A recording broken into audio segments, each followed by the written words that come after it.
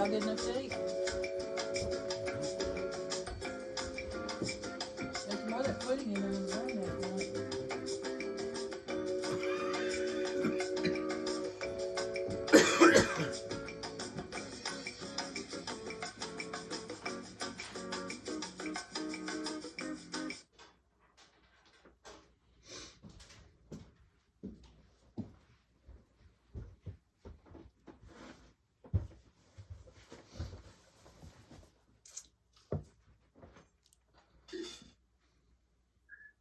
All right, welcome back from the break. Hope everyone enjoyed the first half of our conference today. I think it's gone off well. We haven't heard of any technical difficulties, so if you do happen to experience anything at home during the second half of the session, please do let us know in the question and answer session. Keep putting your questions for the panelists at the end of these next three lectures so that we can have a really great discussion just like we did with the first question and answer session. And without too much further ado, we're going to go right into our next group of lectures and hope you enjoy.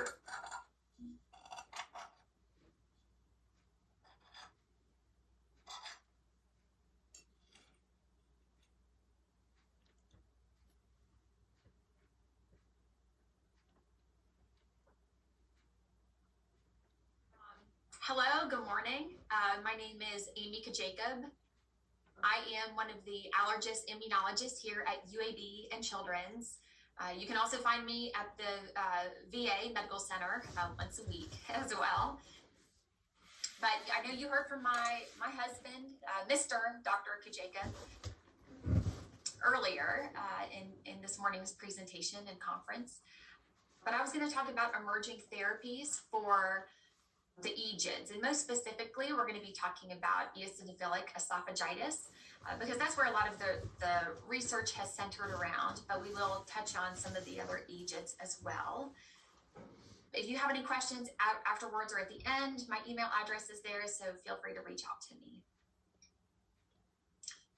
So in general, as far as different therapies for eosinophilic esophagitis, there are the more traditional therapies such as proton pump inhibitor or reflux medicine, diet elimination, and classically that is the 6-food elimination diet, which unfortunately, as some of you know, is much more than 6 foods, it's 6 food groups. Topical steroids like the swallowed budesonide slurry or dilation as another therapeutic measure. But some of the other things that have been studied are allergen immunotherapy or allergy shots, different biologics, which we'll talk about, and thinking about diet in terms of a step up or targeted elimination. So most of this talk is going to be centered on these biologic or designer drugs.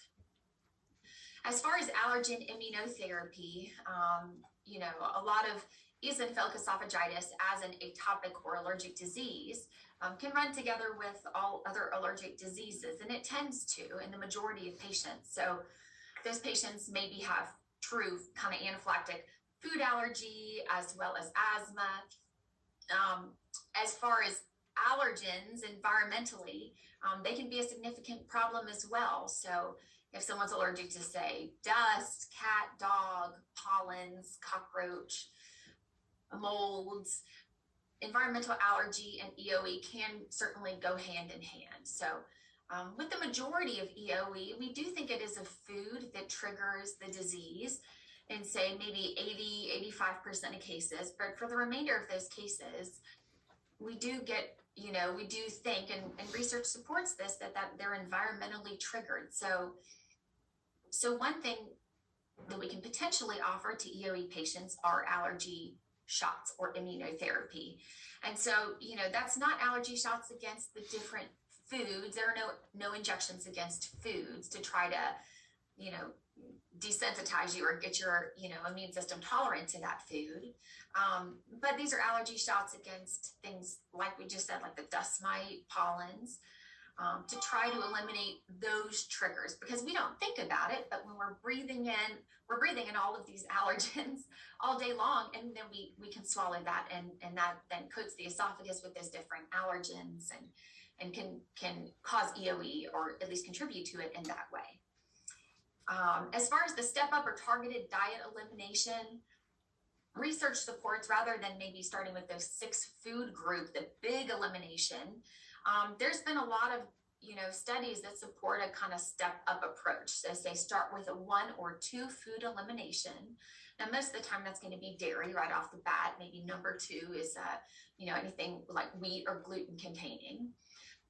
But doing, like I said, dairy and or gluten, and if you start low as far as your food eliminations, then patients can end up with less scopes and a shorter kind of time to improvement or resolution of their EOE, both symptom wise and objectively or histologically. Like when you do the biopsies and you look under the microscope, that we can see numbers wise that EOE improves there as well. All right, so let's try to get a big picture overview of some of the molecules involved with EOE, and these are potential targets for us. So as you can see, this is very complex. We're really going to get into the weeds a little bit today. But as you can see, the patient on the left, and they have different dietary and environmental triggers, whether that's, again, a food allergen or an aeroallergen, which is an airborne allergen like the pollens. And that, gets swallowed down, and then into the esophagus, you've got a number of different inflammatory molecules or proteins, lots of different, cell receptors that those proteins will attach to, a lot of different cells at play here. So, and all of these can function together in very complex pathways to the end result, which is esophageal dysfunction, where there's inflammation in the esophagus. There's another cell called a fibroblast that can really give rise to a lot of kind of the infrastructure of the esophagus and the tissue there that can fibrose or strengthen or harden. And so that's when you get kind of a narrowing of the esophagus or a stricture. And so this is, again, a very complex interplay. We're not going to go through a lot of these complex pathways, but I think it helps because you can see that when there are so many things involved like this, right? If it was one simple target, this there would have been, say, a blockbuster drug for EOE that has come up a while ago, right? But with so many different pathways and figuring out where to affect it, and so that's what makes treating EOE so difficult, and that's why there are a lot of different things in research trials right now, but a lot of other ways. Like I said, on the positive side, there are a lot of different things that we can try, because everyone's EOE is not created equal. So when we're talking about and going through an update of these biologic medications, just in general, there are different phases to clinical trials. Phase 1, we're not going to be really talking about drugs that are in phase 1 studies right now. That's kind of in the laboratory, and they're looking to see what are safe or reasonable doses, try to identify side effects. Maybe these are studies that are